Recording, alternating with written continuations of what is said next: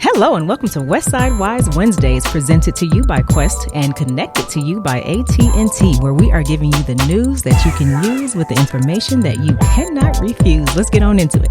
My name is Ebony Ford, and today we have another good one for you, okay?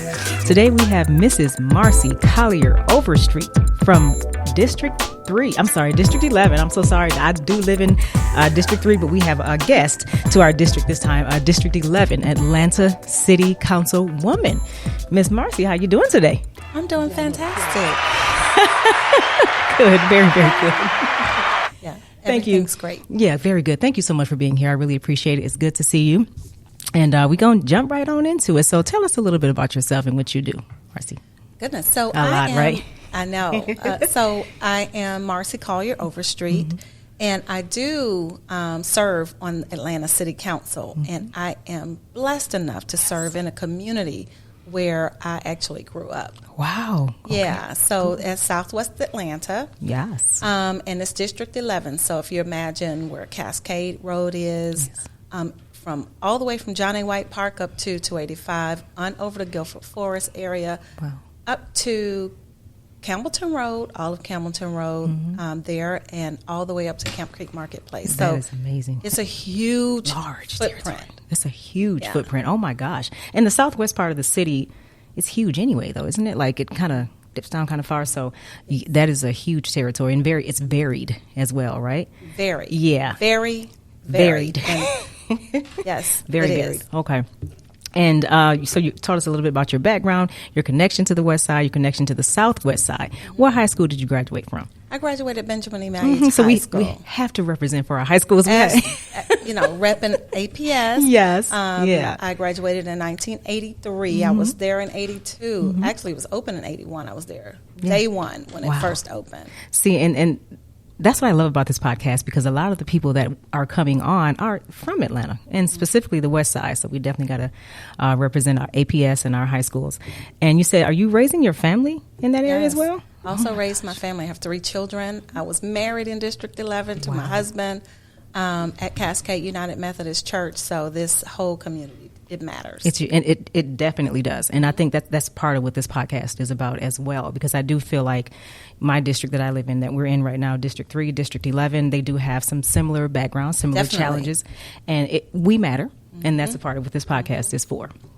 And so kind of like District 3, there are a lot of changes. I don't know how often you make it to this part of the city, but I live like right down the street, like within walking distance, and the changes are just phenomenal. Are you seeing changes like that in District 11, like the gentrification? And So at a slower pace for a whole lot of different reasons. We don't have a stadium.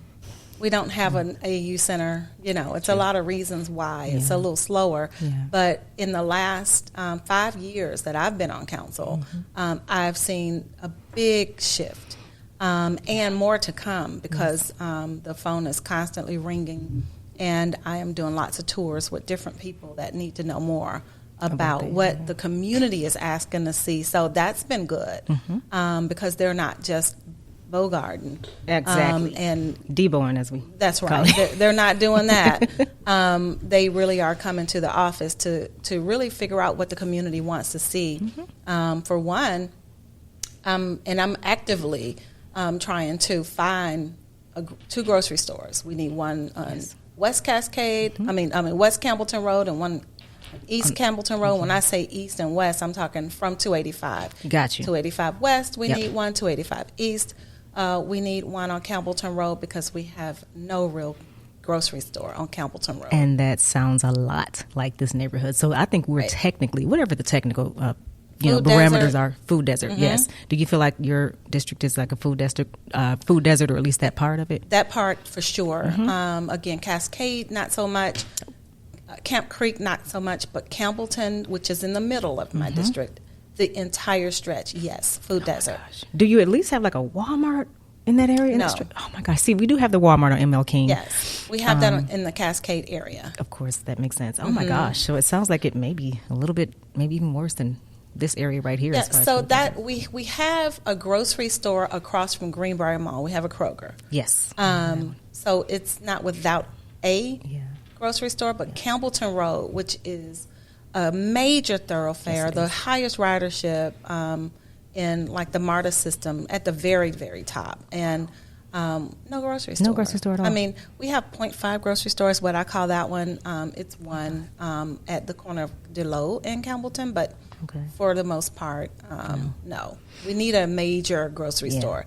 So I took the mayor on a drive, a ride along up and down Campbellton, and he has told me that he thinks that Southwest Atlanta needs 2 grocery stores as well. Two grocery stores. Minimum, actually, yes. Yeah, that's like the minimum. Yeah. I figured for this particular term, my term on council for District 11, that I would be very specific about what we need. And so 2 grocery stores. Minimum. We'll start there. And the thing is, like, we deserve choices in this area as well, you know? So it's like, you know, pretty close to here, not exactly this area.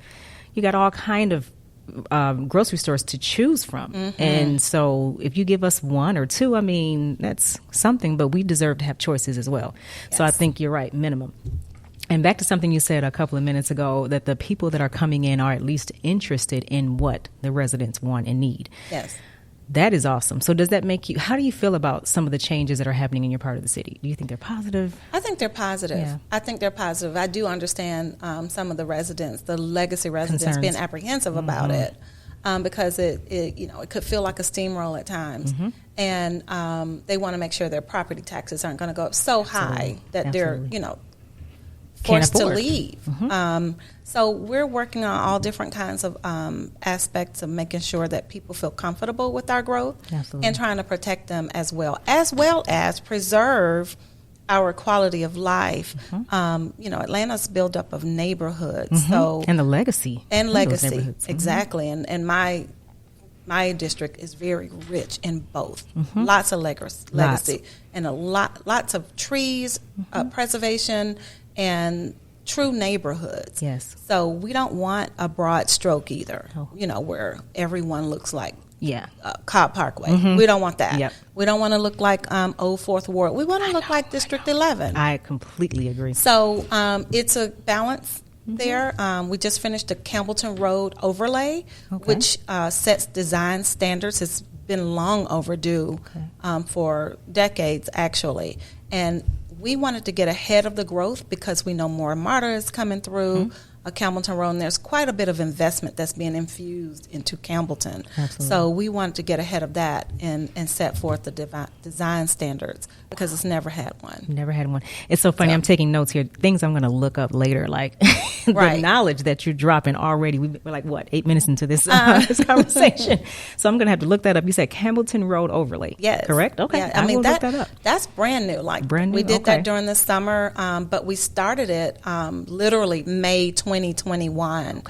While we were all, everyone was still very Zoom heavy.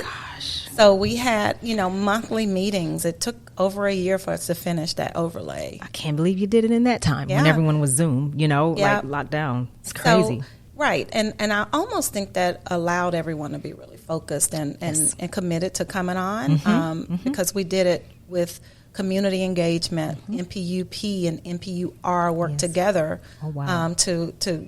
to work with city planning and my office every single month to get that done. That is awesome. And I feel like, of course, we were kind of disconnected because we were all at home, but we were able to, I feel like, connect with a wider range of people simply because we could access it anywhere at any time. So do you feel like the pandemic, and I know we didn't really have this on the list of questions, but do you feel like the pandemic kind of hampered, or do you think it maybe connected you more with some people? I think it was a surprise that we were connected a lot, and we were made to connect in different ways that we've never done before. So it helped. It really did. You know, the pandemic was something hard for all of us to go through. And I keep saying was, but we're still in the pandemic. In it, But, you know, they are calling it something different these days. But I didn't know that. Yeah, I think maybe I heard it's calling endemic. Yes. Yeah. I think, and is that better? We have to look that up. We got to look. But I'm like, is that a pandemic? Well, I don't know. I don't know But, hopefully I leave that up to, you know, those powers that be to, you know, CDC tell us or what, whoever. Tell us what that means. Yeah, and then fall's coming, and then of course there's a flu that gets put into the equation as well. Exactly, and you know, there a lot of that can happen, but I do think that in the long run, that we were able to advance in certain ways, and we were able to bring people along with us too. People that couldn't normally, get in a car and come and see us in person. They were able to deliver their information and messages and join in. So it forced us. It forced us to find better and maybe better and newer ways to connect. So, and with companies like AT&T, they made it better too. Because they're lending hands. And absolutely. And speaking I will of say that AT&T, I met you at the ribbon cutting of the AT&T Connected. I want to make sure I read this so I say it correctly, AT&T Connected Learning Center at the Andrew and Walter Young at Promise Center in April of this year. I know that this center is in your district. It is where you live. And it's also, you're a board member of that location. Is that correct? Okay. Yes. So, it's awesome. So, it's closing the digital divide. Is that something that's a passion for you? It is. I saw that in your bio, actually. It is. And that was before the pandemic. Even before. Gotcha. So, the pandemic was an opportunity for me to really dig into that. And we started conversations about that at Promise Center years ago. Yeah. And so when AT&T joined in to make sure that they were helping with that digital divide, of course I was thrilled. Yes. And so that's good for the youth, that's good for the seniors, that's good for all that just don't have those capabilities at home, or they just need to learn more, even if they do have it at home. Absolutely. And I think, do they have like printers there too? I know it sounds weird. A lot of people don't have printers at home. So when they still have to print things out. So even if you do have internet at home, even if you may even have a device at home, a lot of people just don't seem to have printers these days. So I think it's an awesome resource. And speaking of resources, how does it feel to be able to bring a resource like that to a community that you are already so deeply connected to? Yeah, pun intended. I know. I was like, connected. But so that's my fuel. That's what makes me ready to fight another day. Absolutely. Especially when you get so many no's or I don't know or not right now or whatever. When one actually comes through, it just makes it all worthwhile because we're not dreaming up things to do that we don't actually need. Yes. These are things that are needed, really needed. And it was needed even before the pandemic. And the pandemic showed us, first of all, how much we needed, and second of all, how much of a disparity there is between the haves and the have-nots, too. That's right. So it kind of highlighted that. Yes. How important is it, in your opinion, to have these resources in a community like the southwest part of the city? It's extremely important. I know even if I'm looking at one lens, and that's through government, everything you see now is, QR codes and click here or get registered by, finding it here and there. And that leaves a whole lot of people out. Yes, it does. And the people, they usually look like people of color. They look like people on the South Side. They look like people over 65. Yes, they do. They look like people that, don't really like school in the first place, and seriously, so you don't want to leave people out. Absolutely not. And that's what's happening because it's so easy to get information. Even social media. We have a whole lot of people in my district that don't have one single social media page. Not even one account. Not one.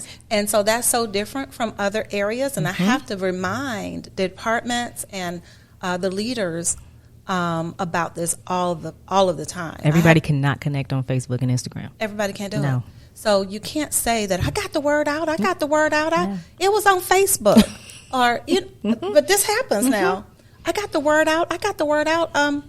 It was a QR code that people could use. All they had to do was take a picture of the TV. No. Oh, really? Okay. And I'm like, that's going to go way over the head of somebody 65 and older. Why would they take a picture of a TV screen? Mima does not know how. She does not.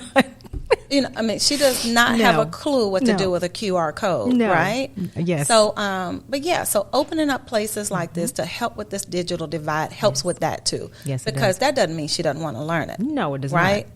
And it doesn't mean that she wouldn't like to use that QR code because, that would be easier. And we all know that snail mail is extremely slow and expensive. And expensive, too. Because they want to know, well, I didn't know you were going to have a meeting. And I'm like, so I can't mail every time I have a meeting. No. So we try to do flyers, and which, it's printing up. All of that is very expensive. Absolutely. So it is more economical. Yes. if the digital divide is closed. Well, you got to make sure that it is closed. You got to make sure you close it Exactly so that we can bring everybody. Yes, and it's so funny, a little bit off subject, but not off subject, but a little bit to the left. So it's funny that this technology that so many people that look like us and that live in the neighborhoods we live in, that we need that technology and we're getting left behind. The people who don't look like us are using that technology and they are getting further and further ahead. They're getting further. They organize and like no one's business. Yes, and then the companies organized. And tech and all that. So, I mean, we just got to make sure we keep closing that divide, and AT&T is doing an excellent job of that. And speaking of AT&T, let's hear a word from our sponsor. Hi, it's Ebony Ford, host of Westside Wise. Access to affordable, reliable, high-speed internet is more important than ever.